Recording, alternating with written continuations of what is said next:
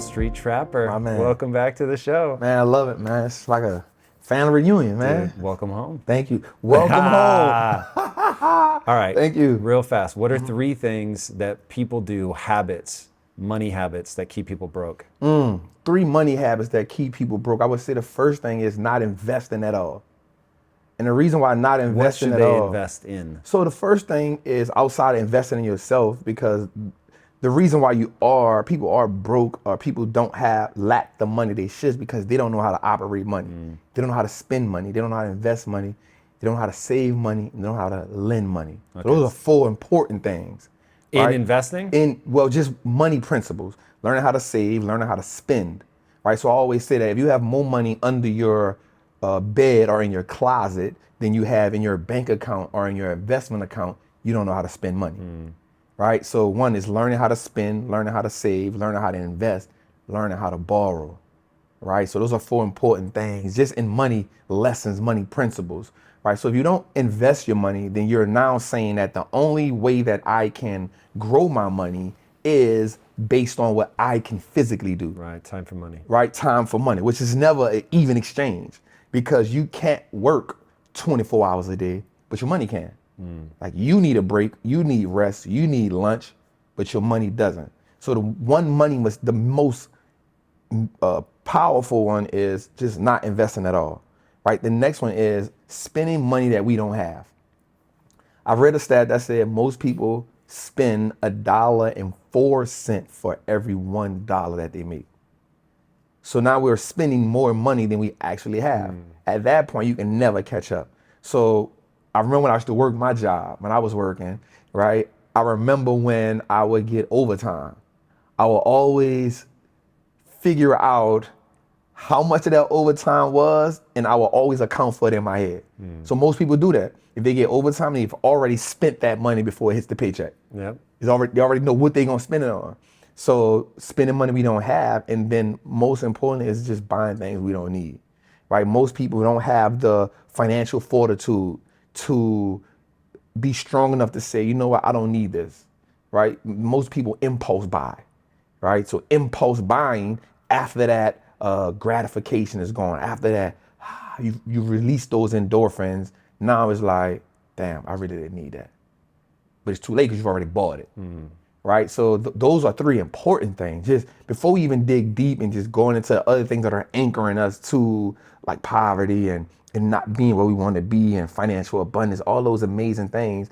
Those three things are most important. Not investing, spending money that you don't have, and not having that financial fortitude to not buy the things you don't need, right? Like if you buy some shoe, like, do we need every pair of tennis that come out, every pair of J's that come out, right? Does the woman need every dope bag that she sees, right? I'm not saying that it's not cool, but you need every one, right? So I think having that financial fortitude not to spend on those things that you don't need, that'll like catapult you on a journey. Because the more money you don't spend on things you don't need, now double back to the more things you can invest in, right? And that's truly the key to wealth. It's not entrepreneurship, which is dope, but building wealth is for everybody.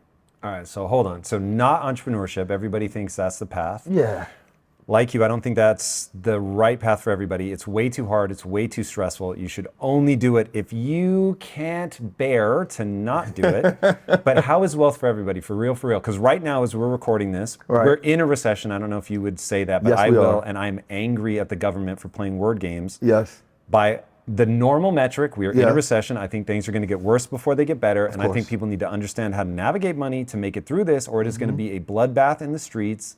I've heard you say, and this is just factually true, the people that suffer in a recession are the middle and low class. 100%. So it's like the people who know the least about money are the ones that are going to get battered by what we're about to go through. Yes. So how do we navigate this period? What is it so we know the mistakes that people make, why do they make them, and how are you going to help people out of that? All right, so first let's just double back to entrepreneurship, right? So you don't have to be an entrepreneur to build wealth, right? So we know that entrepreneurship is the underlying catalyst to America, right? So someone having a brave idea to step out and say, I want to build this business, and then that business contributes to humanity. How do you know that? How do I know what? That you just said something that most people would never in a million years put the sentence together that America's built on the back of entrepreneurship. Oh. Do you look at history? Like, where did you Oh, hear yeah, that? yeah. So you study history. So for me, I think in order to build wealth, you have to understand where did it originate from, right? And so if we live in America, let's say, okay, how did America become America? Of course, we can double down and say America was built on the backs of slavery and, you know, people did corrupt business and all that. But at the end of the day, it's built on entrepreneurship. Someone having an idea, someone having a vision, and being willing to do whatever it took to make that vision come through, right? Being able to say, I'm not going to quit. I'm going to keep going. I'm going to persevere. This is how we get here. So we can even look at someone like JP Morgan, right? So we look at JP Morgan, his daddy was a banker. Right, his dad was a banker, but he had this idea that he wanted to step outside of his daddy's like shadow. He wanted to do his own thing. So he partners with Thomas Edison, right? He partners with Thomas Edison, has Edison Electric, right? And then at the time, Thomas Edison was giving us electricity. You had Nikola Tesla saying, yo, we have something better than what he has. So they get this, this World Fair is going on, and Thomas Edison and JP Morgan Chase are bidding against Tesla for the electricity bid to run this fair, right? Tesla wins the bid. Thomas Edison is like beat. JP Morgan's like, I thought you said no one could beat you in this. So he comes back and says, okay, I'm gonna prove that what he's doing is wrong. So he does the first actual electric chair execution, but it goes wrong. It wound up literally burning the man alive. So here's what JP Morgan does.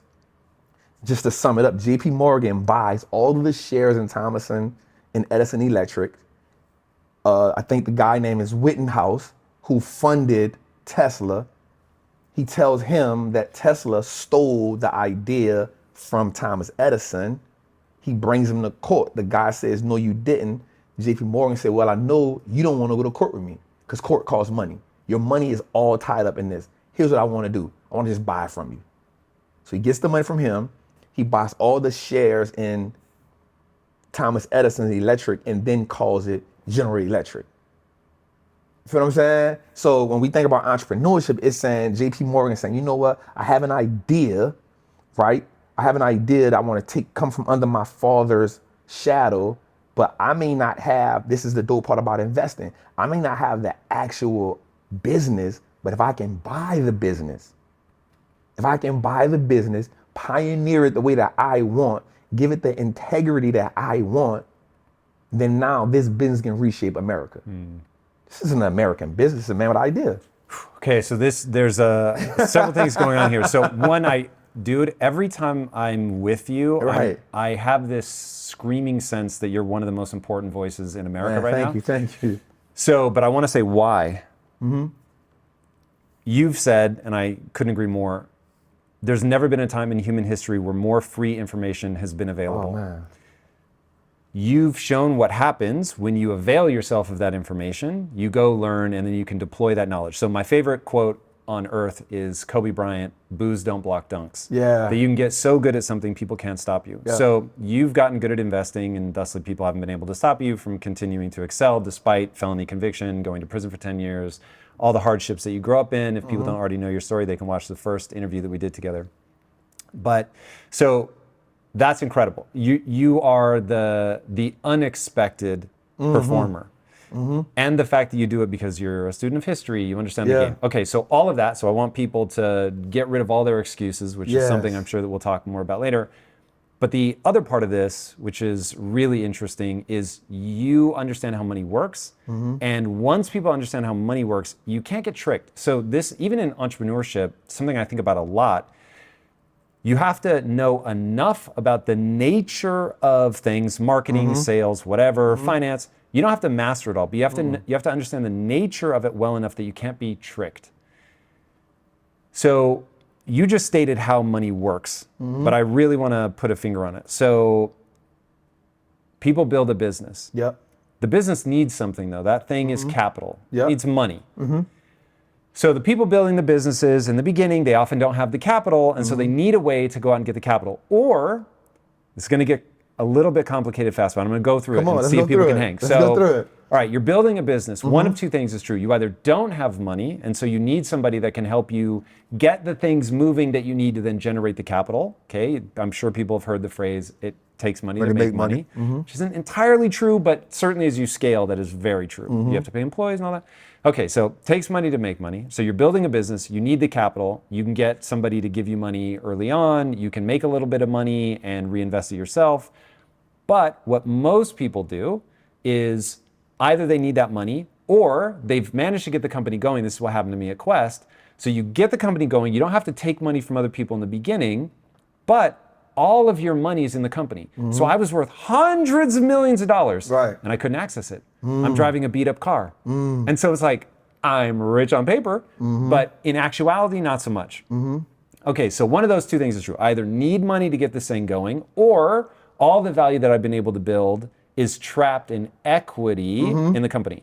So to unleash some of that value, they create shares. You're now a public company, and this is what you're talking about. So hey, you've got this, JP Morgan realizes, I'm not an entrepreneur, I'm not gonna be able to build something.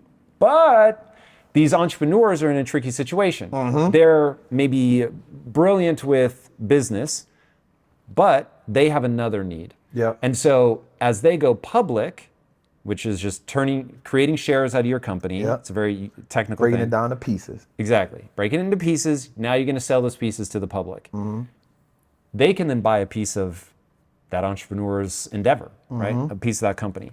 And so now the entrepreneur or the business, depending on if they're selling their personal shares or if the company's selling treasury shares, either the company has just gained a ton of money or that individual has taken money off the table and now they've actually got real wealth, which always makes me laugh when people think that Jeff Bezos has $190 billion. Sitting in cash, His right? company is worth that. He doesn't have that unless he sells the shares. Right. So anyway, so now it's like, whoa, whoa, whoa. So as an average person, I can go buy a piece of these storied companies. That's it. But what I really want people to understand, you just went and learned that. Yeah. Like I can't tell you how late I came to this game. You figured this out before I did. I was building businesses already. This is why I'm so fucking in awe. When I think about how far down the road I learned the game of building businesses. You learned the game of buying businesses.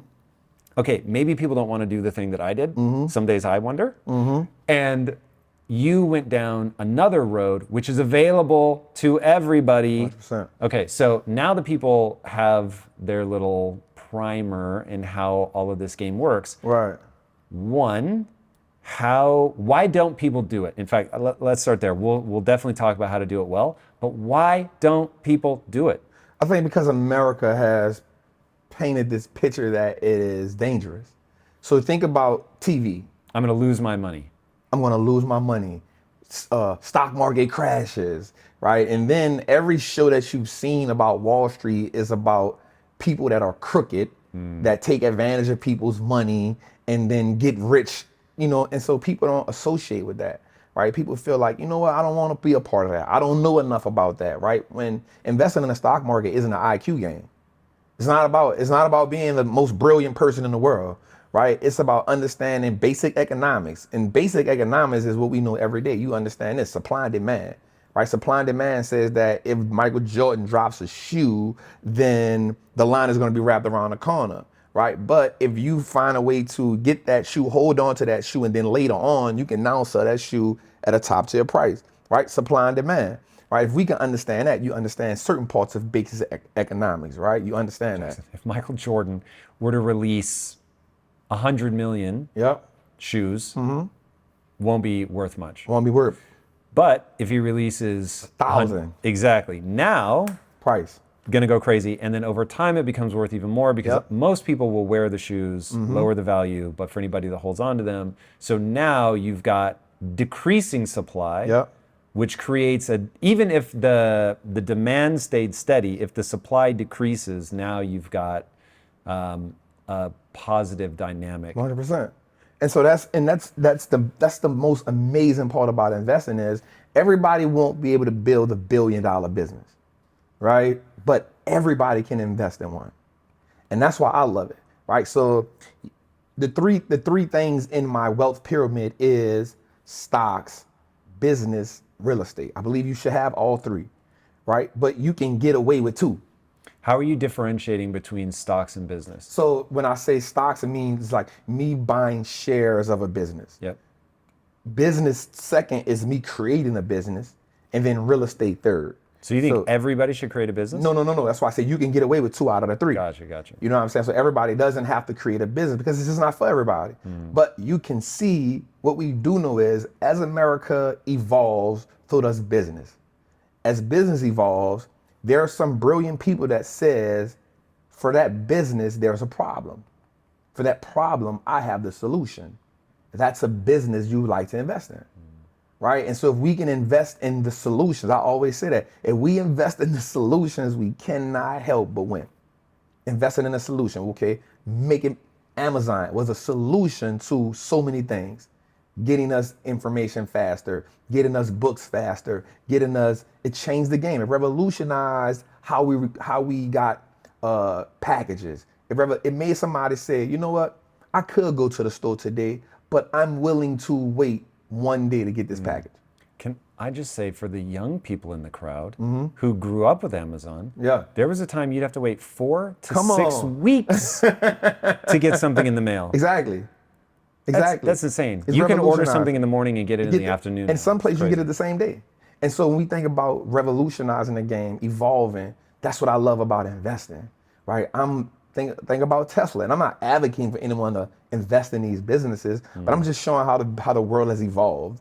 And you can build your wealth, for me, 100% if you're bold enough to bet on the future. If you're bold enough to bet on the future and be patient enough to let it take place, you will win, and you will win big.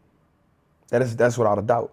So we see the evolution of Tesla, and we see what's going on with this business. Even if you don't agree with everything that Elon does, you say, okay, well, Rolls-Royce just dropped its first EV car for $400,000, right? They're saying they're going to be all electric by 2030. General Motors saying they're going to be all electric by 2032. Ford has dropped electric cars now. What is that telling us right now? The landscape of vehicles is changing, right? So what do I say? Okay, I want to be a part of this evolution. I want to be a part of not only the electric car revolution, but the charging stations, the batteries, right? These are the components, the supply chain that makes this whole sector possible. And so for me, that's betting on the future. And if we can understand, if we can truly grasp that your money is not doing you no justice in the bank. It's not, especially now, right? It's not doing you no justice in the bank. Why not? Well, because the more they print money, the more your money loses value, right? The more inflation goes up, the more your money loses value. So $100 spent in 2019, that same $100 now takes $109, right? So your money is lost. You need that to buy much the same to buy thing. the same thing, right? So if you bought this mug for $100 in 2019, I'm going to slap you in the mouth if that's what you did. But yeah. it now costs you $109, right? You need that much more money. So we understand that one lie we've been told is sitting our money in a bank. So that's probably should have added that to the equation earlier, right? Putting our money in a bank, thinking that the bank is the safest place to have our money, right? That's probably the most dangerous place, because I always say a dollar that's not moving is a dollar that's losing, right? So sitting our money in a bank is not the place to be, right? So what would be How do you make your money move? How you make your money move? By making great investments or just investing. So I'll give you an example. For me personally, I literally don't have but like $12,000 sitting in the bank. All of my money is in the market. 90% of it is in the market. So I use what's called the VOO, which is the Vanguard Index Fund for the S&P 500. I use that as my savings account. So every month or every week, I'm putting money in that. Well, Trap, what happens when the market is going down? Well, my money wasn't making no money in the savings account anyway. Right. So I'm putting it in there, right? And then what happens when the market rebounds? Because we won't be here forever. We won't be here forever. What happens when the market rebounds? Well, talk to people about realized losses versus unrealized losses. Okay. Because I think this really messes with people. That's good. So unrealized loss is when, let's say I have $100 in something and that goes down to $89, right? Meaning if I sold it today, right, I wouldn't be able to sell it for what I paid for. But it's I don't there. have to sell it. It's okay. So you buy something at $100, it goes down to $80. If you don't sell it, you have an unrealized loss of $20. Meaning you didn't sell it, your equity just decreased. But if you sell it, you realize that gain. You have now made that gain realistic. Loss. That loss. You've realized that loss. You've made that loss realistic. So you've now essentially lost that $20, right? That's a realized loss. Now, realized gain is the exact opposite, right? So if you go up to, I buy something for 100, it goes up to 150. Unrealized, I have $50 in unrealized gain. So it's there, but I didn't sell it. It's there. Realizing it is saying I've cashed out. I've cashed out on it. Think about, like you talked about Jeff Bezos, right? His net worth is what, 180 something billion dollars, something like that. Last time I checked, 60% of his money was in Amazon stock. 60% of it. So this is why you wake up one day and you say, damn, Jeff lost $18 billion. Well, that's unrealized because he didn't cash out. So he didn't lose it. It's still there. Once the stock gets back up, he recoups all of that. And so that's the dope part about the market. Yes, it fluctuates. Yes, it goes ups and downs, but that's also the most scariest part about the market because people who come from lower income, working class environments, the worst thing that can come to their mind is losing money that I bust my butt for. That's what makes the market so scary for them. And that confusion keeps them out of the market. Yeah, so this is where now people have to get into the intricacies of money. So it's probably worth belaboring the point a little bit about the people don't even get to the starting line. So I forget the percentage of households of people that live paycheck to paycheck, but it's ungodly. It's astronomical. It's more than 50%, 72%. That's so ridiculous. So this is for people even making six figures. Like most people live paycheck to paycheck. 100%. The truth is, hitting your career goals is not easy. You have to be willing to go the extra mile to stand out and do hard things better than anybody else. But there are 10 steps I want to take you through that will 100x your efficiency so you can crush your goals and get back more time into your day. You'll not only get control of your time, you'll learn how to use that momentum to take on your next big goal. To help you do this, I've created a list of the 10 most impactful things that any high achiever needs to dominate. And you can download it for free by clicking the link in today's description. All right, my friend, back to today's episode. So if you're living paycheck to paycheck, one, you're not going to survive any difficulty financially. So if you get sick and now your hospital bills, the number of people that go broke because they have no savings and now they get sick, your car breaks down. I remember that when I was broke and your car breaks down. It's like, well, then I don't have a car. It's not like I can even choose to go get it fixed. So of course, people in that situation are not thinking, oh, I need to go put money into the stock market. I'm not saving money anyway. So that's number one, to your point about people spend money that they don't have. So whatever, $1.04 out of every dollar that they make. The only way I found where I could do it, where I could save, I had to gamify it. I had to make it fun. I had to get myself obsessed over watching the number go up so that I would get more of a dopamine rush out of looking at I used to use Mint. I don't know if they're still around. Into it, man. A stock that they can own. Yeah, exactly. Well said, well said. So I would, because it connected to my bank account, every time I made a deposit into my bank account, my dashboard would automatically update. And I'm like, oh, damn, like I've now got $500, $527. And it was like, cool, is it going up? Is it going up? Is it going up? And so people need to find that hook, whatever that is, to get excited about beginning to save money. But that's interesting. I like that you use the Vanguard as the savings account. So is your money automatically allocated? No, so I do it, one, because I found that financial discipline in myself. So this is my routine. How'd you develop that? So growing up, you realize that there's a thread that runs through especially poverty-stricken America, right? And it is that we have no financial structure. Right? If everyone is living paycheck to paycheck, right? So let me go back for a second. Reaganomics caused so much havoc to that low-income Black community, right? Why? So let's think about this. In 1982, the year I was born, Ronald Reagan took 1 million people off of welfare. He took another 500,000 people, kids, out of free lunch, right? The economy went through a real recession in 82. But then in 85, without getting into all of it, Ronald, 65 tons of cocaine pillaged lower income Black America in the form of crack cocaine. 85 tons that came from Nicaragua, which then was a result of Ronald Reagan being told he could not put illegal guns in Iran. So he supported the South American Contra. Go look that up. It's an amazing story, right? That wreaked havoc. So a lot of times in my culture, we look at slavery and we look at that, and that's cool, but this generation can't identify with that, right? It's too far.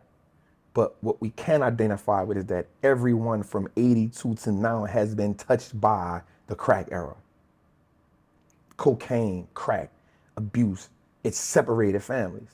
And so now think about the mindset that came with money during that era, right? Everything was lack, right? You have people trying to work, you have functioning families now broken up by drug abuse, fathers locked up, mothers now with the term crack babies, now another way to separate Black women from kids. So it pillaged the Black community, especially in major cities, LA, Miami, New York, pillaged them.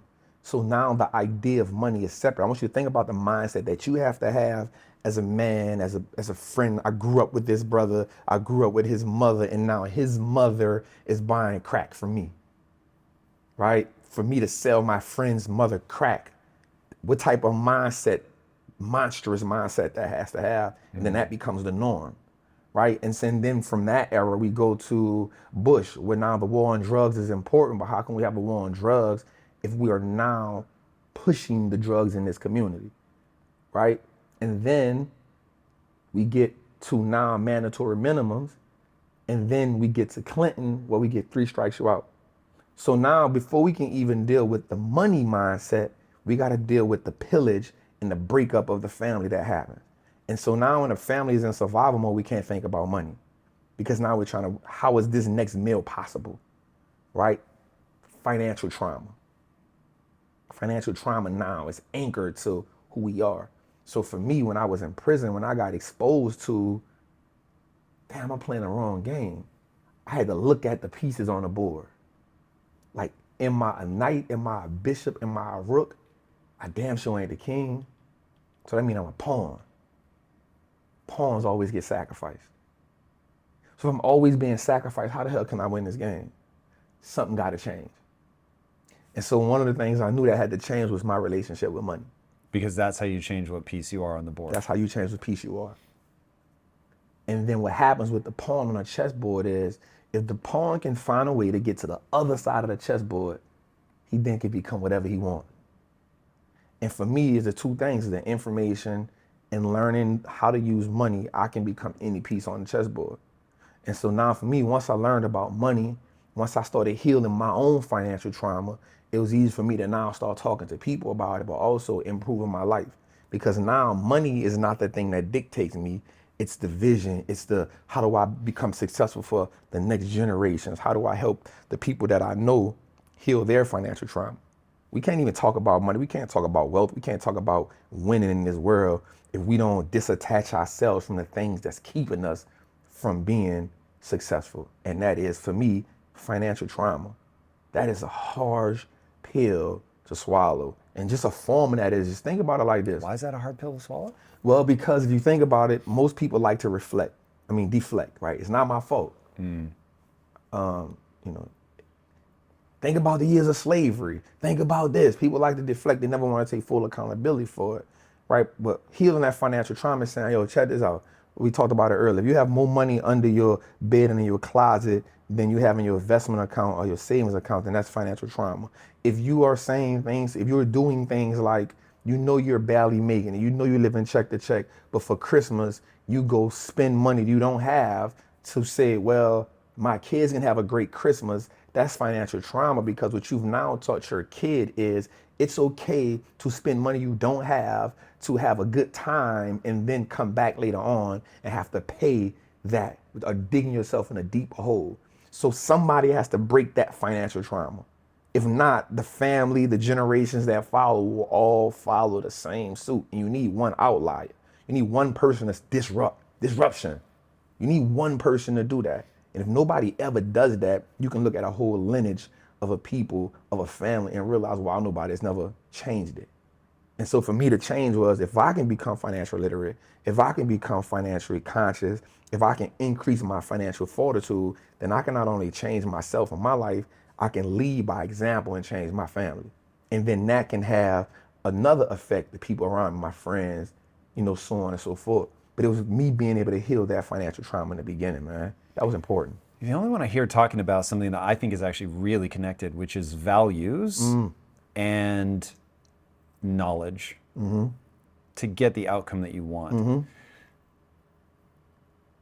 When did you start, like, hearing you talk about the disruption of the family? The more I look, so I think you know my background. Yeah. But so my story, I started big brothering for a kid in South Central. Yep. And I was just too young to understand what was happening. And so I have no idea why he's acting out, why everything is just a mess. And start getting older, start Quest, 1,000 employees that remind me of the kid and I big brothered for him for 8.5 years. So it was a long time. Yeah. From the time he was 8 till he was 16. It's crazy. Yeah. And seeing then later, when I was finally old enough to understand what was going on, a bunch of people that were growing up in the inner cities, it is, this is the fiery debate right now. Is it culture? Or is it that the deck is stacked against me? And I felt like a man screaming into the void. You've given such a cool analogy. If people play chess, so you've got the pawns are always sacrificed, but if you get to the other side of the board, you can replace them with something else. That's the human condition. Traversing the board is knowledge. But if you learn, and no one can stop you, this is the age of free information. Facts. If you can learn, then you really can become whatever you want. Booze don't block dunce. No one can stop you from doing the thing that you want to do. And so I was just like screaming and screaming and screaming. Like, no. The only thing that separates you and I are ideas. I found a better set of ideas, and those ideas govern my life. It's what I call a frame of reference. So if your frame of reference is poverty, and I remember saying this before the internet was like really popping off, and so there was nobody there to freak out and yell. But I was like, the day I realized, oh, poverty isn't about money, it's about mindset. I was just like, whoa. And then you encounter the first person that's like offended by that idea. And I was like, whoa, what do you mean? I literally didn't understand why that was offensive. I'm like, this means that you can set yourself free. You could do whatever the fuck. So getting people to understand, okay, there's taking it back to the family. For whatever reason, the predictive nature of a 2-parent household is crazy. If you have one, the odds of you doing well are really high. And if you don't have one, they begin to decline. Why? Well, so there is a disparity in what poverty is: lack of information, lack of resources. Money is infinite. They never stop. They've never stopped printing money. The problem is getting the belief to understand that. Getting the belief that you're capable of being something, nothing against rapping and entertaining, but for a lot of people that come from my culture, that's the only way out. It's the only way out. That's it. If you can't rap, you can't play sports, then you're probably gonna sell drugs or do something illegal, because 87% of crimes are behind money. Or just live a mediocre Or just life. leave it. And so nobody wants that, right? And so now we understand that there are better opportunities in better segments just in white America, just 100%. But what happens is that can't be the defining part. Like, I know what I said, all right, cool, but what stops me? Well, what stops me is me. What stops me is me playing the blame game all my life. What stops me is me keep saying, well, I'm black, they white. Well, you're not going to go far doing that. What stops me is saying I didn't have the opportunities they have. That's going to keep you from going there. If you can get past the bullshit and say, all right, these are real issues, but the biggest issue is the belief in myself. The biggest issue is I need to spend more time reading and researching than partying. I need to spend more time reading and researching than chasing women. I need to spend more time reading and researching than, trying to go hang out, being on Netflix all day, playing a game all day. I need to spend more time developing a skill set. Okay, boom. As I evolve, as I learn how the game is being played, as I get exposure to the game, my confidence builds up. So the reason why it is more, the success barrier is high in a 2-parent home, a healthy 2-parent home. That's important. I think though the stats are, and I'm sure just because the sort of average to healthy-ish homes, it just overwhelms It is. the number. But the statistics, and I don't remember the exact number, but your odds of living above the poverty line, it's over 70%, over 80%, something like that if you're in a 2-parent home. Structure. So in a 2-parent home, there's a form of structure. There's a hierarchy, and then there's a man, there's a woman, and then there's kids. So now you have an infrastructure there. When you don't have, this is good. When you don't have a 2-parent home, not saying you can be successful, but now there's so many other different influences in your life. And I'll give myself, for example, right? Like, again, I'm homeless at 16, right? But was your dad around when you were growing up? I never even met my dad. Never, ever in my life, right? So now the influences became like anybody who I saw had, so when I'm looking at the hustlers, I'm like, all right, like he got the girls, he got the respect, he got the money. That's who I want to be like. And so I'm getting that from him, I'm learning, I'm getting it from the hustlers, and then boom, debt, jail. But because that's the only image I have, this is what I'm holding on to, right? And then when I go to prison, you get with the OGs and they start telling you, yo, don't do this, don't do that. Okay, cool. Now I've pivoted, right? I've pivoted from this to this. Okay, so because this information is what's going to get me through prison. This the information that's going to keep me alive. This the information, this how I carry myself. This how I talk. This how I maneuver. This how okay, cool, I got it. But then you come home, when I come home from prison, I'm a 26-year-old man. But guess what? I still never had a father. So I'm still missing something in my life. Still missing something. And honestly, that void didn't feel, so I had my daughter, right? But then I'm missing that void. So now I'm still influenced by anything that I feel has structure, right? So that 2-parent home, even the father may not be the best or whatever, but it's structure. You understand his position in life. You understand his position in that family structure. You understand that mother's position. Structure is so important, it limits the mistakes. The less mistakes you can make on a journey, the easier it is to become successful. Let me run a theory by you. Talk to me. I'm reading a book now, I forget the exact title. It's by Ben Horowitz of Andreessen Horowitz, and it's about company culture. And in it, he's talking about the Haiti slave rebellion. Okay. It's like the only successful slave rebellion, I think, in history, or at least modern history. And he's talking about the first guy that did it, and I unfortunately I don't remember his name, but the guy that started the slave rebellion, his whole thing was, you can't cheat on your wife. And this is at a time where, you're fighting and taking over, like, why can't we do a little rape and pillage? We've been fucking slaves, like, this is our right. Like, why can't we get back at people, do all this? And he's like, no, because your word is everything. And if you won't keep your word to your wife, how can I trust you to keep your word to the rest of the team? And I was like, God damn. So when I think about, so marriage is hard. When I think about why staying married would be a predictor of success, there's already a high level, a high function that you've shown by high integrity, being able to maintain a relationship. I'm not saying that everybody that stays married has been faithful or whatever, but you're able to navigate the difficulties of a relationship, of compromise, of getting to know each other. Of course, it's more complicated than having just two people to fucking Structured. watch your time, like that you're not off doing something you're not supposed to do. So, kudos to all the parents out there. You have my gratitude.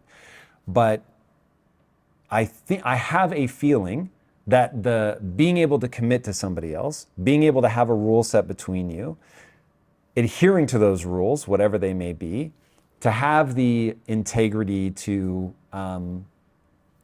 say you're going to do something and do it, like all of those things, to your point about, and I'll put different words on it, but what you were saying was you're influenced by these people. When I think about why we're influenced by people, I get asked a lot, like, hey, I love my kid, whatever, but they're really struggling in life. How can I help them? And my answer is usually you can't. And then the person's like, no, you don't understand. Like, I love them so much. They're my kid. Like, I can't give up. And I'm like, okay, for real? You want to know how you're going to change their life? Yeah, tell me. Okay, cool. You're going to have to kidnap them. Trap, and I actually mean this seriously. Right. This would work. Right. It's the only thing I know that would work. Talk to me. You're going to kidnap them.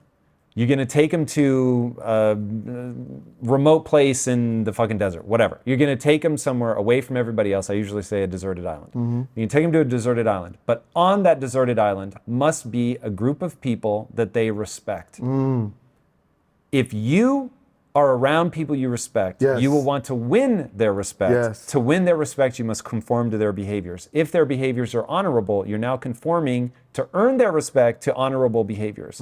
And now you get where somebody will turn their life around to fit in. Now they can turn their life around to fit in and go in the wrong direction, which is how you get influenced on the streets, or you can get influenced in the exact opposite direction. So you have to be careful about who you emulate. Come on. But I like that. Before you go, I like Please. that because that's not even with kids, but even as adults, that's what I had to do. Yeah. Like I had to get around a different set of people who helped me evolve. Because even in that, where you're being influenced, you don't evolve in that space, right? You adapt and you conform to whatever that environment is.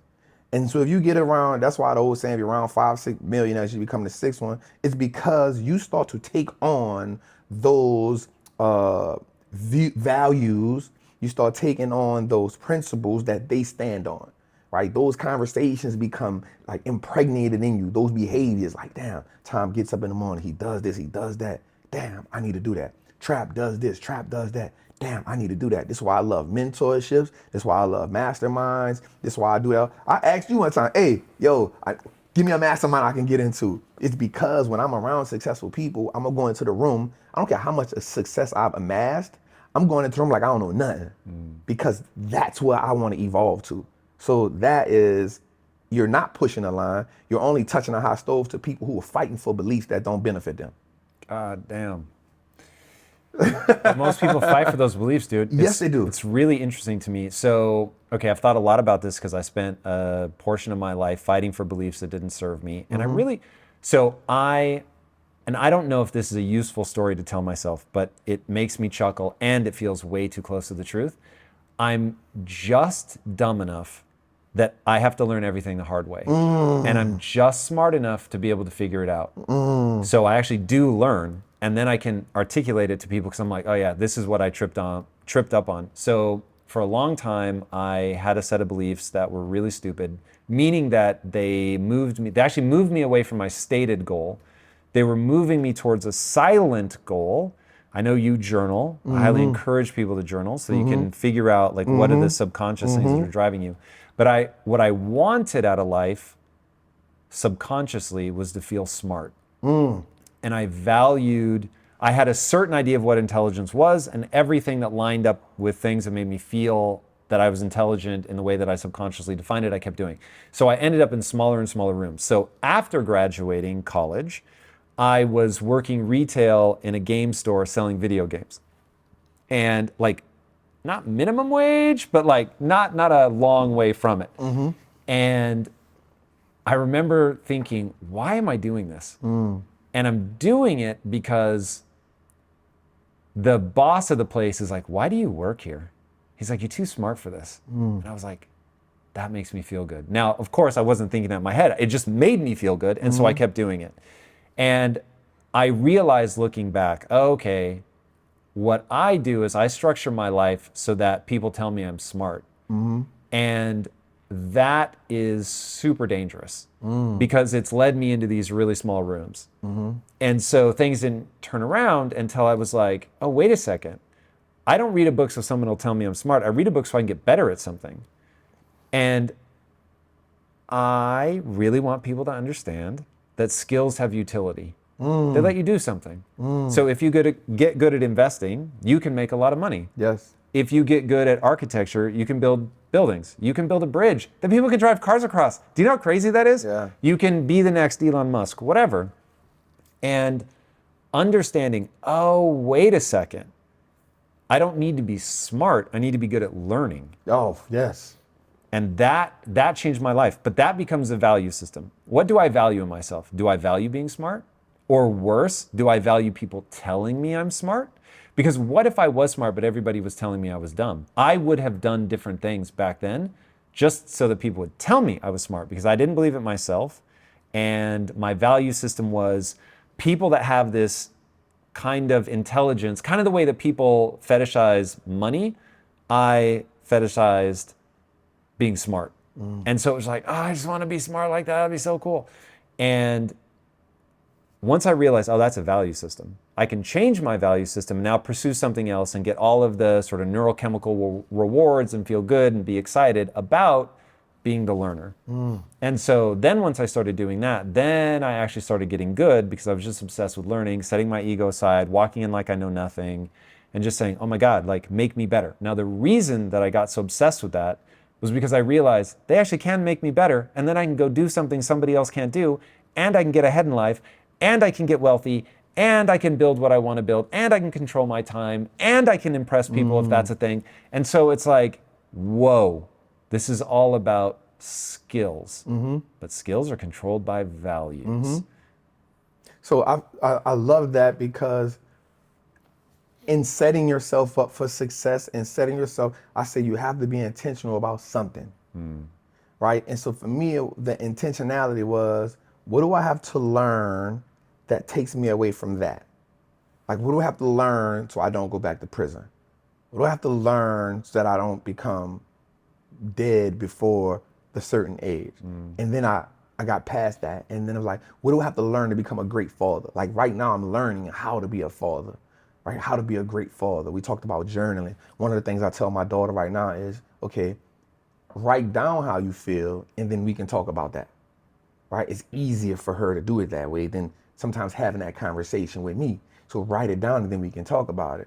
Well, those values now help me keep evolving, because if I want to be the best version of who I am, if I want to be the most impactful person, then I have to install in me a certain set of values: integrity, right? Honesty, the commitment to being better. Why those? Well, because where I come from, Why honesty? You could lie. If you, honesty is so important, because if you tell people the truth, and if you are committed to understanding other people's truth, then people don't like the truth because how it makes them feel. But if you tell the truth, they have no other option but to face it, right? They have no other option but to say, damn, okay. Truth is like a harsh reality that everybody wants, but nobody wants to give, right? But honesty comes in as saying, you know what? That's a value system that so many people don't have. And for me, if I can be honest, then my name can go a long way. If I can be honest, then my presence will precede me, right? So honesty is something that people often don't want to do. They'll say something like, I lie to you because I love you. You know, I don't tell you the truth because I don't want to hurt you, right? Well, if you're honest to me, then I can make that decision. If you're being honest, I can make that decision on whether I want to move forward or not. If I'm honest with you, then I know I can do business with this man because he's an honest man. I can do business with this woman because she's an honest woman, because I know there's no back end stuff. There's nothing they're trying to do behind my back. Honesty is something that's so underrated. But for me, even in the streets, like, honesty is so not there, because everyone wants the edge. Everyone wants, murder is not off the table, You know what I'm saying? It's not off the table. Most people in the street get killed by somebody they know. You know what I'm saying? That's and rough. You feel me? And so that honesty part is not there. Yeah. So for me, it's heavy on my list of just being an honest man. What is up, my friend? Tom Bilyeu here, and I have a big question to ask you. How would you rate your level of personal discipline on a scale of 1 to 10? If your answer is anything less than a 10, I've got something cool for you. And let me tell you right now, discipline, by its very nature, means compelling yourself to do difficult things that are stressful, boring, which is what kills most people, or possibly scary or even painful. Now, here is the thing. Achieving huge goals and stretching to reach your potential requires you to do those challenging, stressful things and to stick with them even when it gets boring, and it will get boring. Building your levels of personal discipline is not easy, but let me tell you, it pays off. In fact, I will tell you, you're never going to achieve anything meaningful unless you develop discipline. All right, I've just released a class from Impact Theory University called How to Build Ironclad Discipline that teaches you the process of building yourself up in this area so that you can push yourself to do the hard things that greatness is going to require of you. All right, click the link on the screen, register for this class right now, and let's get to work. I will see you inside this workshop from Impact Theory University. Until then, my friends, be legendary. Peace out. One thing about honesty that I find incredible is, so you said you can do business with somebody that's honest. That's where I think people will really get why honesty is so critical. So a relationship to work well, to be a high functioning business friendly relationship, I need a sort of deposit and withdrawal system. So no, you should never do it for the deposit and withdrawal, but there is a reality to be faced in human relationships. If all you do is give, and the person never reciprocates, humans are not wired for that. And so it won't work. The relationship will go your separate ways. But if when I make a deposit, I'm like, I'm gonna be able to make a withdrawal here at some point. In fact, Trav, you know where I think this comes from? This is fucking interesting. When I heard this laid out, I was like, oh my God. Think from an evolutionary standpoint. There's no refrigerator. Do you know how you store calories? Talk to me. So let's say that you take down a buffalo. Okay. You can't eat it. Even if you said, everybody back off. This is my buffalo. Get away from my buffalo. I will kill you and your whole family if you touch my buffalo. You can eat it as much as you can, literally until another bite and the lining of your stomach will tear, okay? You're stuffing your face. It will rot before you can finish eating it. So now you have this dilemma. Even if I want to be selfish, I can't eat the whole thing. But if I let other people eat it, I don't get anything out of that. But you do. Because by feeding them, you're now storing calories in them. They're eating, they're full, they've got fat. Well, what happens when you don't kill the buffalo, but they do? Now they're like, my brother, please come to my table and eat. So I'm gonna say that again. You can store calories in another human being by feeding them when you have an abundance. I like that. They get to eat, and now they will do the same for you. I like that. That's honesty. It builds trust. That word, if I feed you, you're gonna feed me next time. And so this is where you get into reciprocal altruism, where yes, you're doing something nice, but it just comes back to you. And people I think they feel icky when they say, part of why I do this is to make sure that I'm taken care of. But that's awesome. That's how people cooperate as a group. That it's give and take always. So honesty, I think the reason so many people gravitate towards it is when I can trust you, one, evolution has made that feel good. So it just feels amazing. I tell people in the company all the time, it really hurts to tell somebody something hard. I don't like saying it, and I know you don't like hearing it. But if I tell you the hard things, you know you can trust me. Because you know exactly my mental map of who you are. And so now there's no like unease about what's what. And so I know if you're quiet, it means you have nothing to say. Versus, to your point, murder's not off the table. It's like, well, is this going somewhere bad? So you can do business with somebody when I know if I make a deposit today that I'll be able to get a withdrawal later at some point. Huge. Okay, so honesty, integrity was the other one. One, how do you define integrity? This is the one thing I tell my daughter, doing the right thing when nobody's looking. If I'm willing to do the right thing, if I can do Tom is my guy. So I'll give you an example. So a couple friends of mine had a huge event that they put on, and somebody hit me up and was like, yo, I would like to be a part of that event. Big person. And I was, because they thought it was my event. And I was like, yo, that's not my event.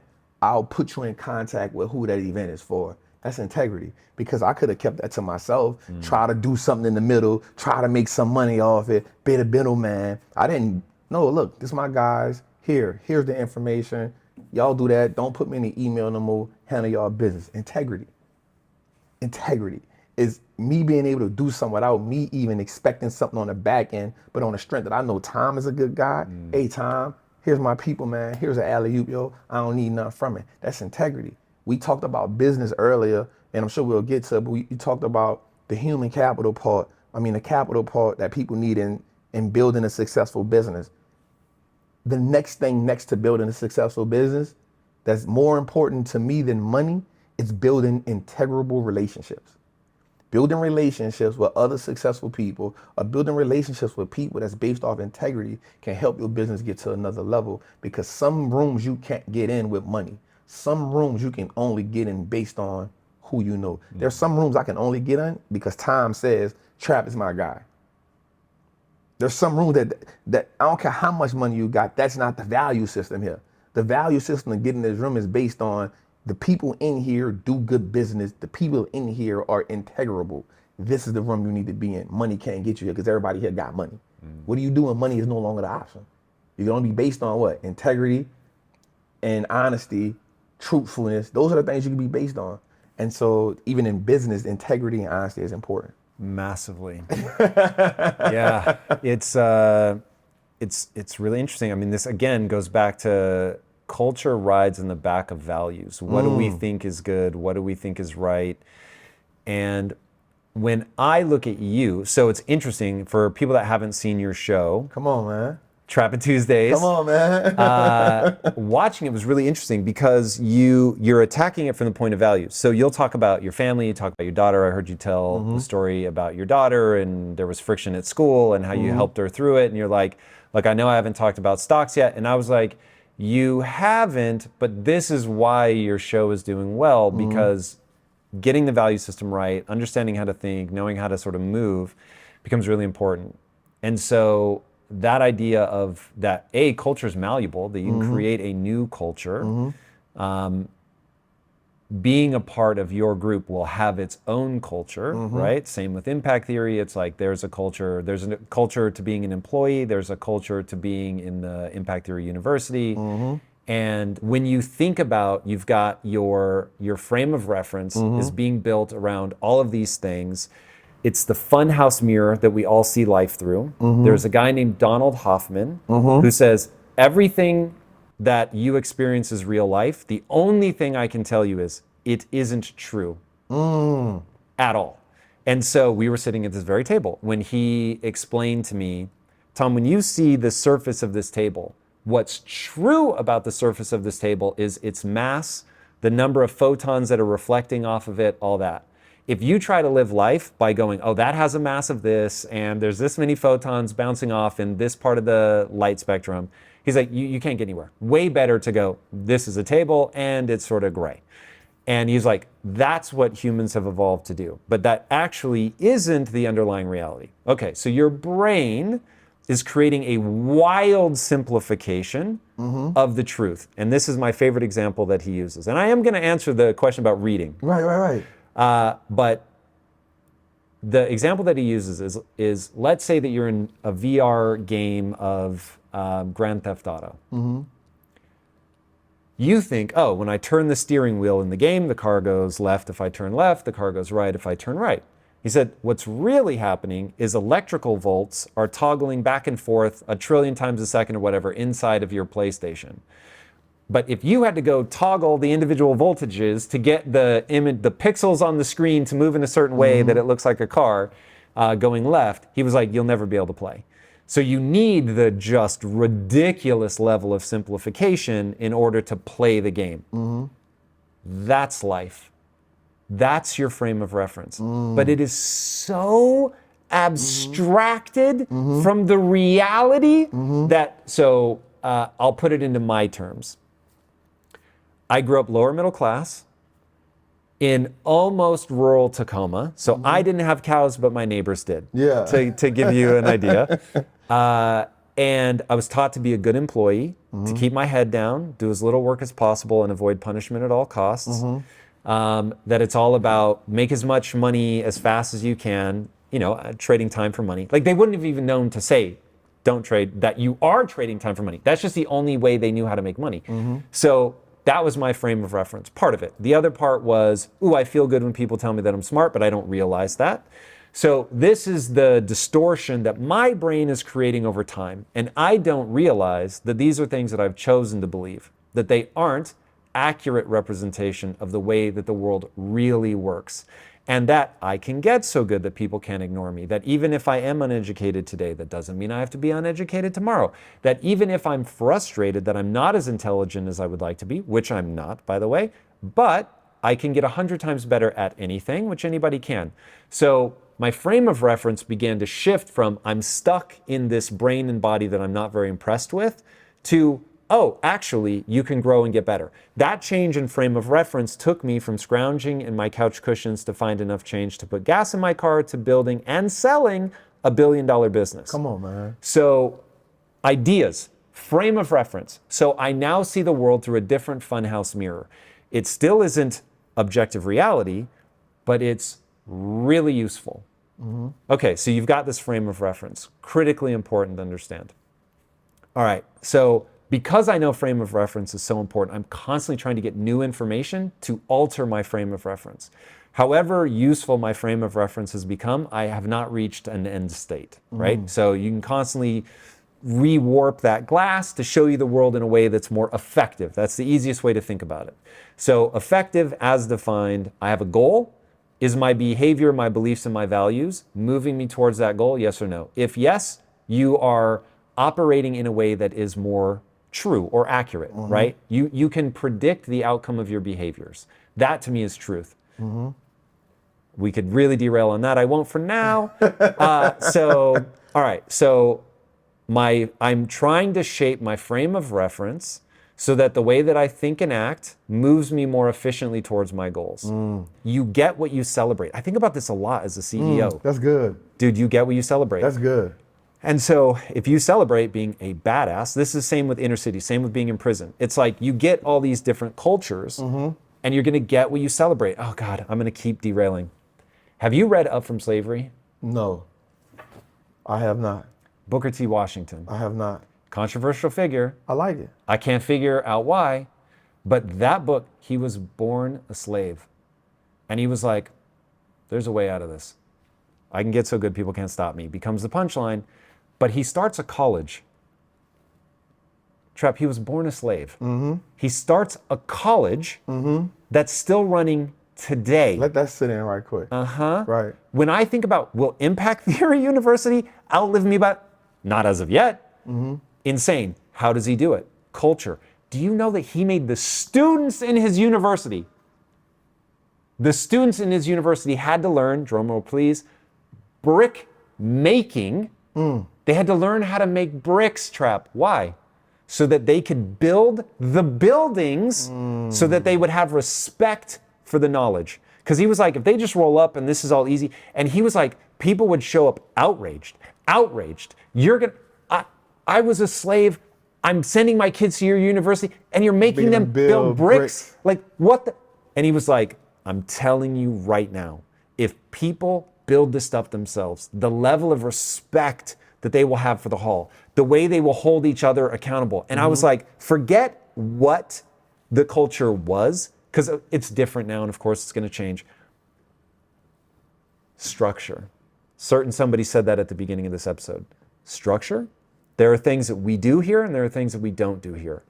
He instilled a value system that allowed them to say, because values tell you who's in and who's out. Oh, you made the bricks. And by the way, they became known in like that region of the South for making the highest quality bricks. So now they can sell bricks to fund the school. Dude, it was so insane. I'm reading the book and I'm like, this is fucking genius. Values creates a culture. You reinforce the culture by what you celebrate and what you tolerate. That culture becomes so profound that you can defeat nations. So going back to the slave rebellion in Haiti, I need to memorize this guy's name. Forgive me, I'm in the middle of reading this book. I got I'm it. literally just I encountering know these it, but I ideas. don't want to pronounce it wrong, and I don't want to be disrespectful. No, please, please, yeah. please. No. I'm just even as people. I don't want to say it wrong. I remember because I went to D.C., so I don't want to say it wrong. Say it as wrong as possible. I can't even remember. It's kind of French sounding, Yeah, if I remember. It's a French name. I don't want to say it wrong. I'm not gonna say it wrong. All right, fair enough. Let me say this though. Please. You were talking about, watch this, the bricks, the people who build the bricks for the college. They'd appreciate it more. The exact same thing goes with building wealth. The person who builds the wealth in the beginning, so I use myself as an example. I become the pioneer. I become the trailblazer. I become the person who says that my family will eat for a lifetime based on the decisions that I make today, based on the information that I've gained and applied. Because I'm the one in the beginning stage building it, I will respect the wealth more.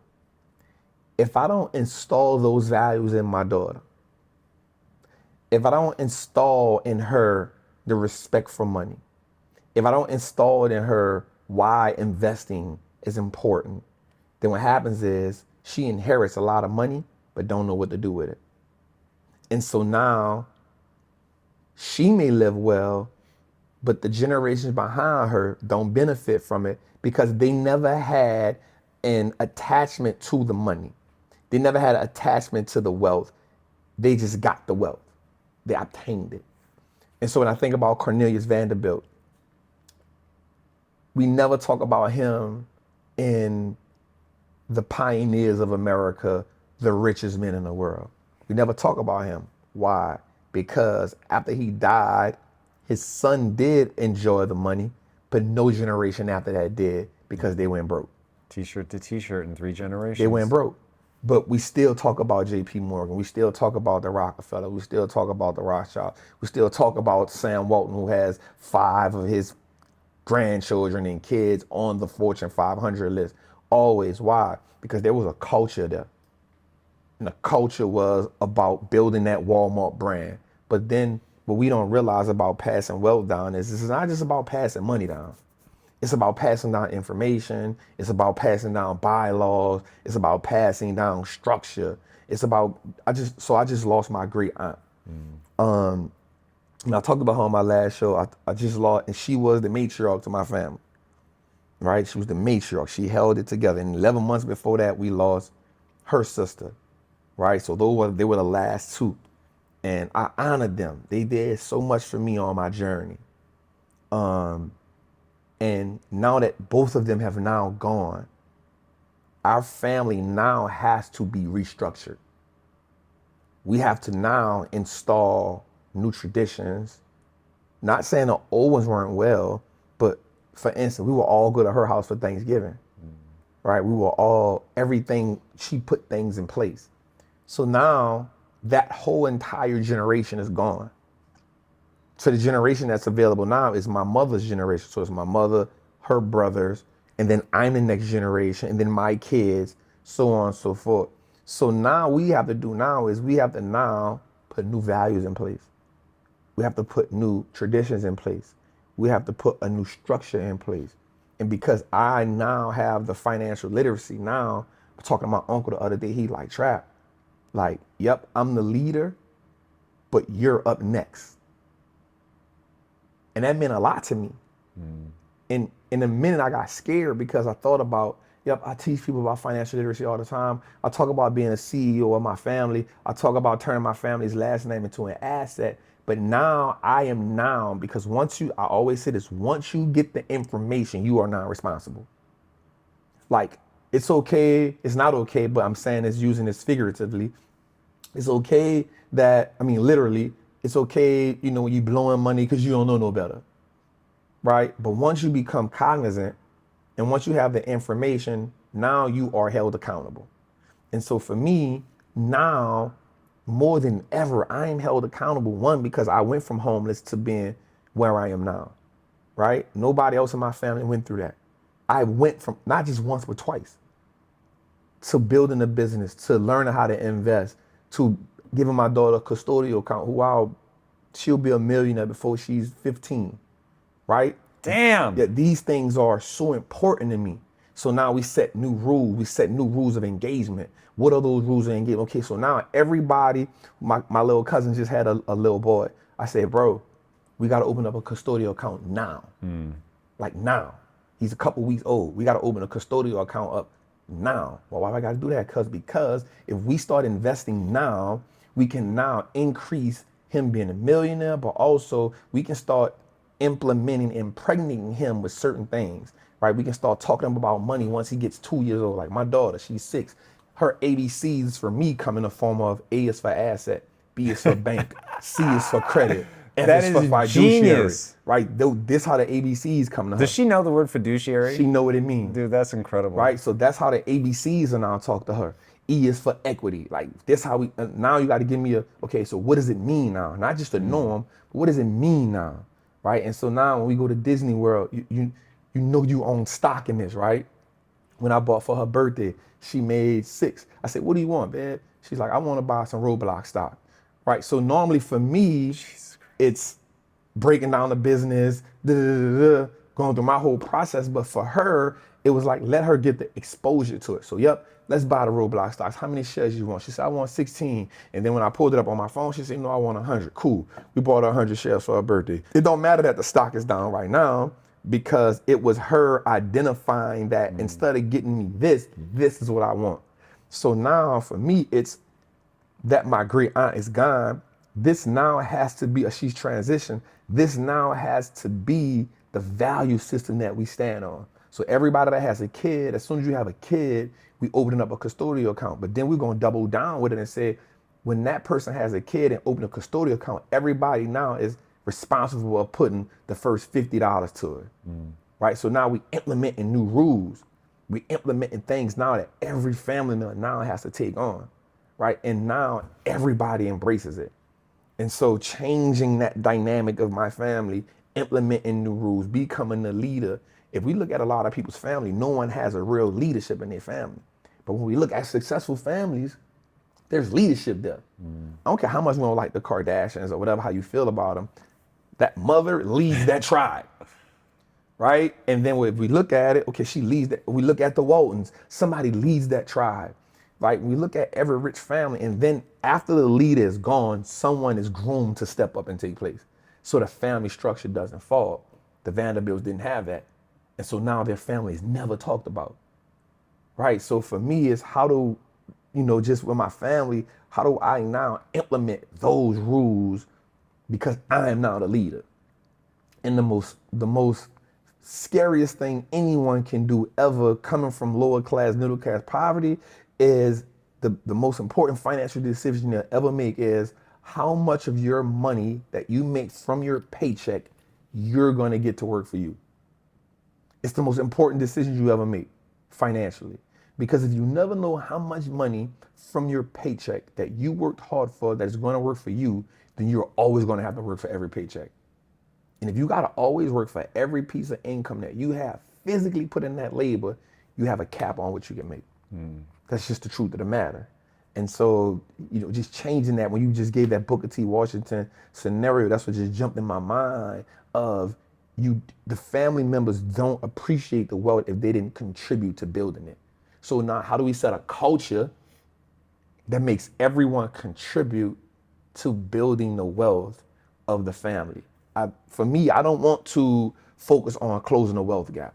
That's not my focus. My focus is how do we now contribute to every person's family, increasing their purchasing power, right? Interesting. Yeah, like I don't.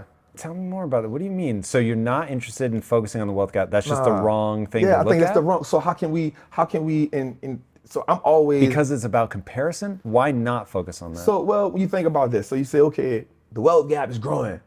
Okay, well, when you look at it, if someone has a 200-year, America, as it was built, right? So the slaves now have to catch up to where the slave master was. If we looking at it like that, like that's hard. It's a race you can never win. So if you coming from poor, you trying to close a group of people who've had a 300-year head start on you. Like even if you looking at it like that, you can't win, because you coming at it from a defeatist, from the victim viewpoint. Man, they have 4 years head start on me. I can never catch up. No, that's not my thing. Like the wealthy people already know how to build wealth. They're gonna keep on compounding their wealth. They're gonna keep on making sure they make the right investments. They're gonna keep on making sure they build businesses. They're gonna keep on making sure that they're ahead of this curve. Okay, the economy's gonna crash. Guess who's gonna win more money than all in a recession? The wealthy people. Why? Because poor people are panicking right now.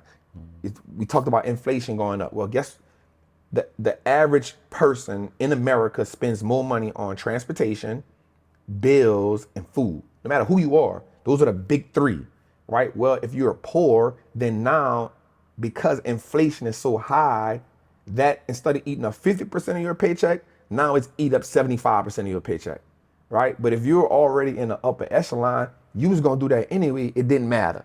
Because you still have investments, you still know how to maneuver in this type of market. So why waste time, to me, why waste time on saying, yo, how do we close the wealth gap? No, that's not my fight. My fight is, how do we get the information that help us participate in the game? And the values. How do we get that? Yeah, I see you pushing both, which I think is really, really interesting and super important, not closing the wealth gap. So it's interesting. I also think it's the wrong place to look. I won't deny. So when you look at right now, baby boomers have a lot of wealth in their bank accounts. There's about to be a huge transference of wealth. 26 trillion. Since I was, how old was I? That's a big number. That's a big number. When I was 21, I received the last dime from my family that I ever received. And I graduated with college debt, and my dad literally did a countdown. I'm actually grateful to him for this. So he did a countdown, 5 more months, 4 more months, 3 more months, 2 more months, every time he'd send my rent check. So basically he paid my rent through college, and then that was it. And he wanted me to know, the day you graduate, that's it. There's no more. And so when I think about, okay, after that, I got an education, 100%, fair enough. But this is why my punchline is gonna be, it's the information, not the money. Always. So I was literally broke. The scrounging in the couch cushions is actually a real story. At the time, I was so traumatized, but now it makes such a good story. I'm so glad that actually happened. Imagine being so desperate, which I know you will not struggle with, being so desperate to put gas in your car. You're like, maybe change has fallen out of people's pockets in the couch, and I can get 75 cents or whatever to put gas in my car. Crazy. And so I was super poor and then turned my life around. I should say I was broke. I was broke and then completely changed my financial situation with information. So I struggle a little bit with the idea of the wealth gap is increasing. What I would say is the compounding effect in any one life of knowledge and the knowledge that's driven from the values that you have. That's where this gets problematic. Because any one person, maybe statistically, but any one person, barring a big inheritance, which my parents are boomers and I have given my parents more money than they will ever be able to give me. So that certainly is not something that I'm gonna reap any benefit from. But in my own lifetime, I was able to, gazillion X my own return. What was that switch though? When I went from thinking of myself as a finite entity, that what you know is what you know. You're as smart as you're gonna be, and so that's that. To realizing that I could learn and get better. And so it's a little bit like, imagine, so in poker, I forget the type of poker where you start, in fact, it's just like Texas Hold'em. So you're dealt 2 cards, and then they're gonna lay 3 cards down in front of you. That is life. So now you're like, okay. The river. 100%, I've got something, and this may suck. What I'm holding in my hands may suck, but how do I play it? Am I good at reading other people? Am I good at bluffing? Whatever. So some ability, some luck. That 100% is life. But according to the science, 50% of who you are is hardwired, 50% is entirely malleable. I agree. And so it's, what are you doing to make use of the 50%? And so I just want people to obsess over that. Like, you can get 100 times better at anything. I'm never going to be better than LeBron James at basketball. Right. But I can be 100 times better than I am today if I completely gave myself over to it and was like, I'm going to get good at that. 1% better every day. That's literally my thing. Like, how I'm always, so this is a switch I had to make in business. So I had to, because I see, so we have this thing, like, because so many people have gained so much success during these last couple years. One of the things I did on Instagram was I unfollowed everybody. I unfollowed everybody because I started seeing how it was shifting my vision. I started seeing how I started comparing myself. I started seeing how, like, we was doing great things.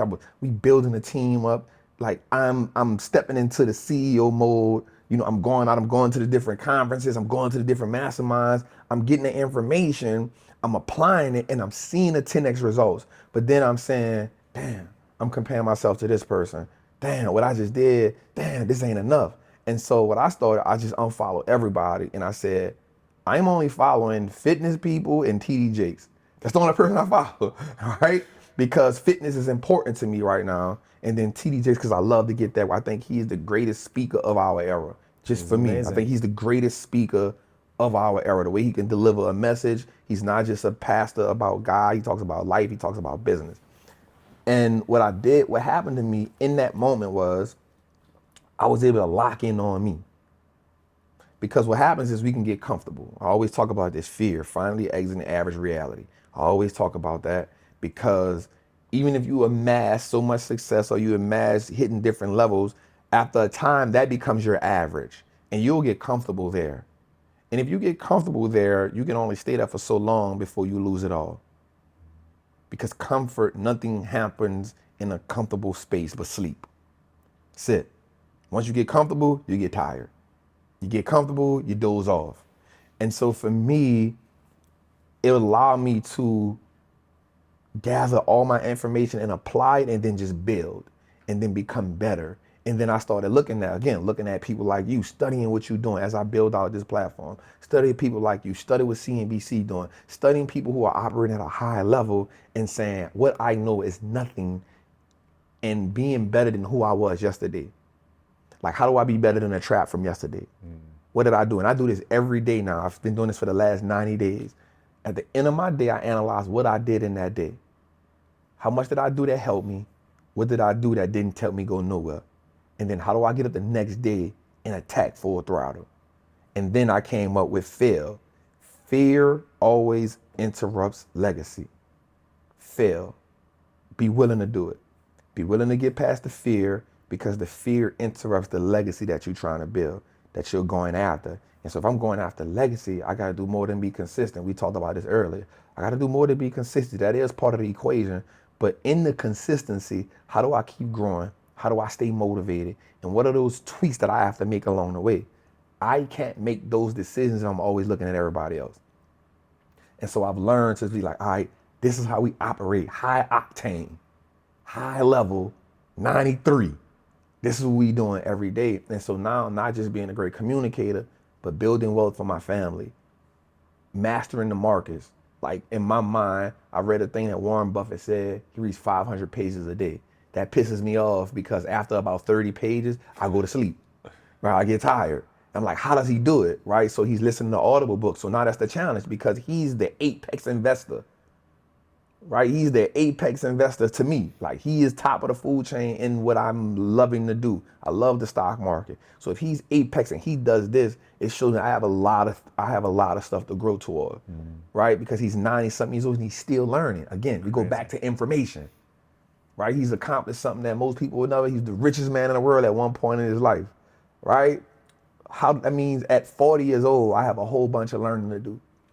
And so I become the learning machine. How can I read as many books as I can to become better?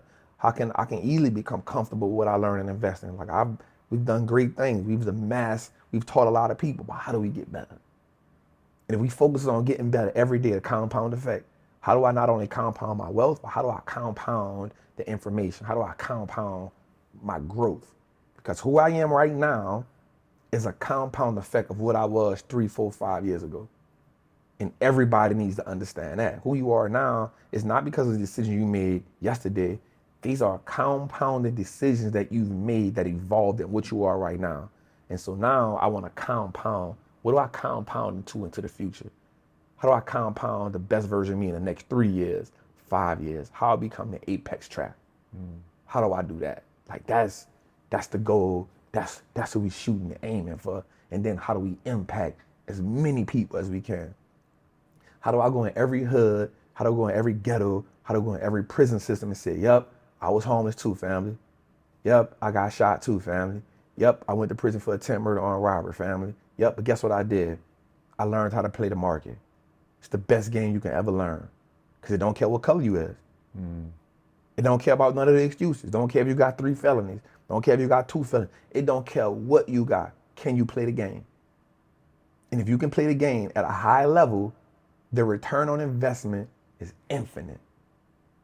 And if we can play that like that, and if I can do that, and if I can keep being that person that people see and be like, yep, he did it. He relatable. That's why he talk about stocks, but he do it in a hoodie. He do it in a t-shirt. He do it with the sunglasses on. He talking in a way that we can understand it, then I could do it too. And that's representation. That's me being the best version of myself. That's me showing that wealth is attainable, 1 share at a time. Why? 1 becomes 2, 2 becomes 4, 4 shares become 8 shares, 8 shares become 16 shares. People don't invest in the stock market because they don't feel like they got enough money. That's why my mantra is 1 share at a time. Right? And from that, it becomes attainable. People don't want to go after wealth because they feel like it ain't fun. The belief system. We talked about the financial trauma. What are the beliefs that you anchor to that keep you from moving forward? How do we cut those beliefs? How do we unanchor ourselves from the lack or the scarcity? How do we unanchor ourselves from that? When we got people in this world worth billions of dollars, that means the money is there.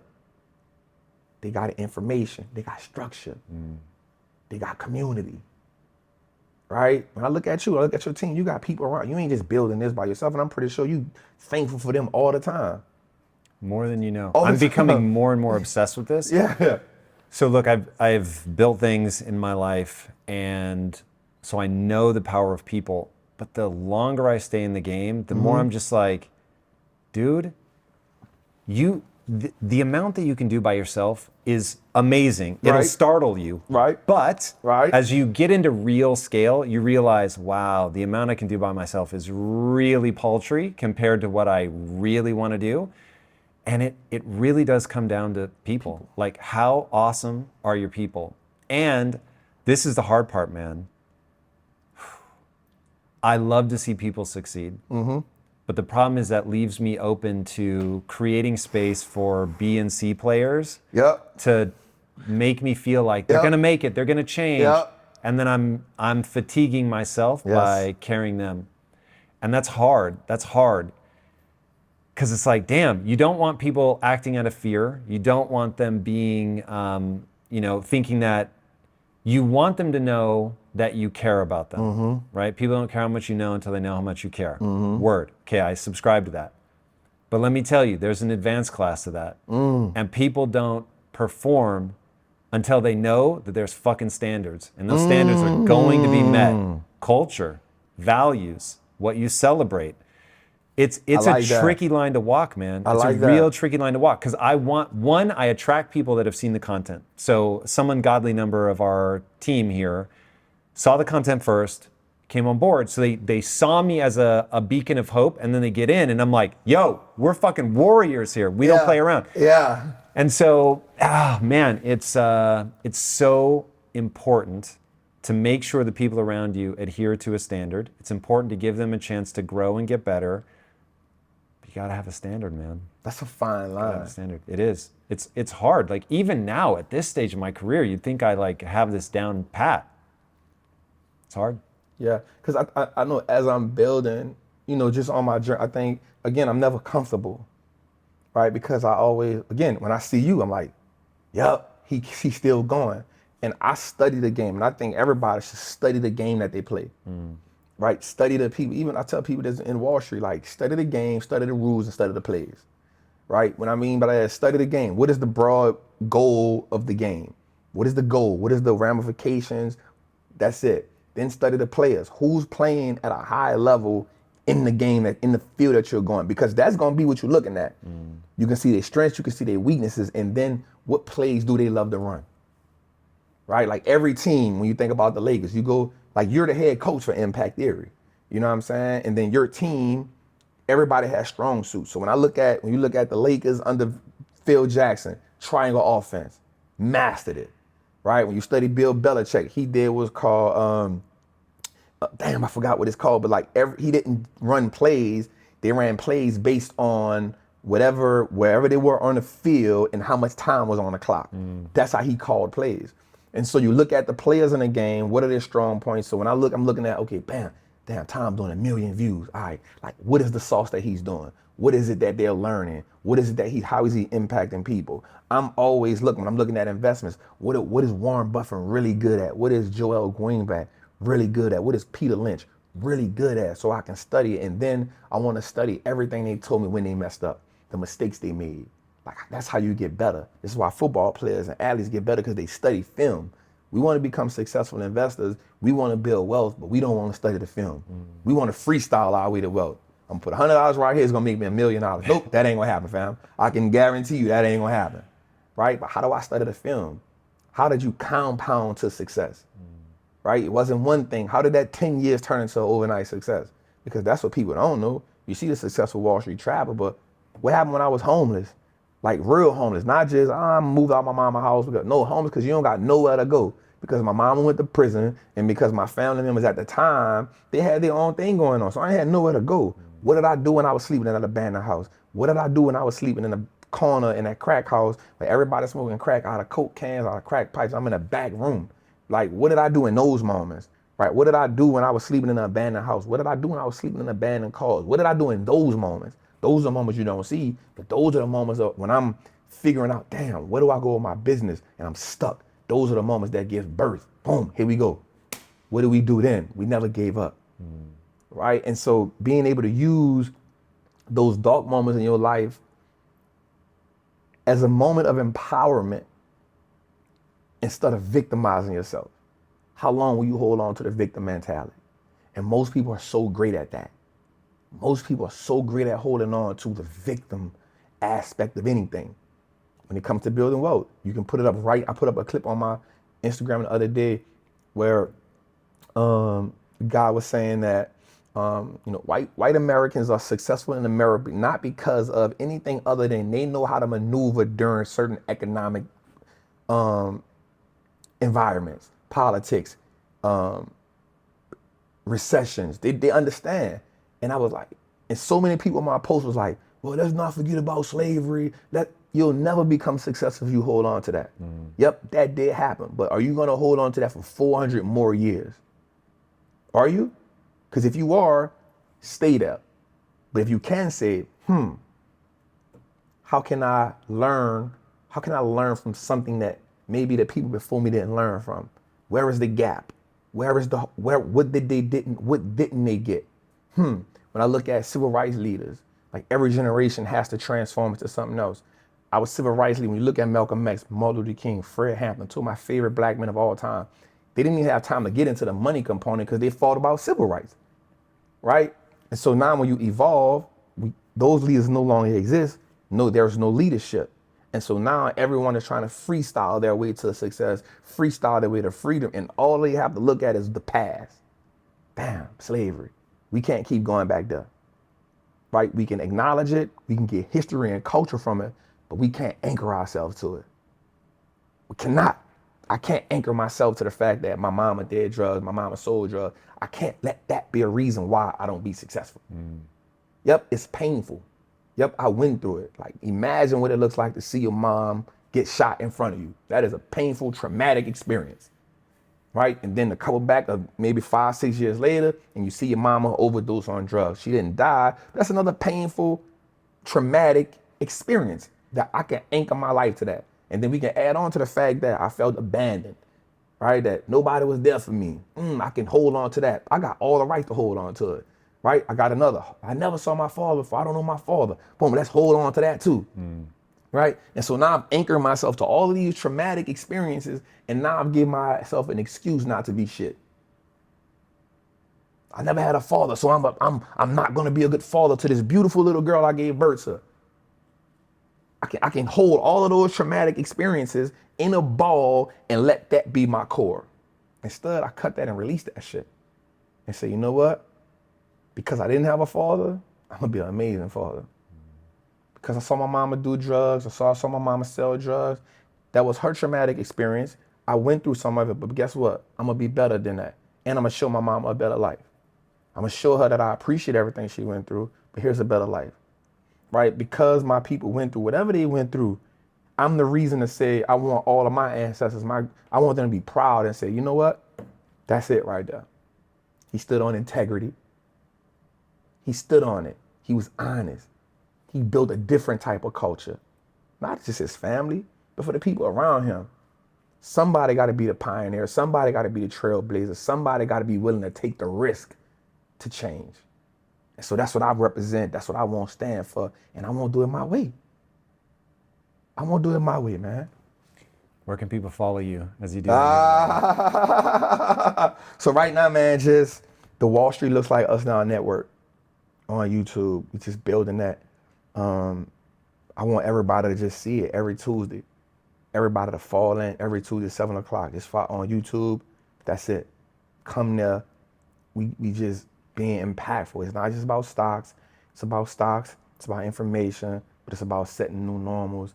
It's about helping you free. It's about understanding the information and evolving mentally and as a person, man. You know I love it. Love it, man. All right, everybody. If you haven't already, be sure to subscribe. And until next time, my friends, be legendary. Yeah. Take care. Peace. If you want to hear more on mistakes that people make that continue to keep them poor, check out this earlier interview that I did with Jaspreet Singh. Why financial education is so important is because if you don't understand this, you are going to get screwed over by the system.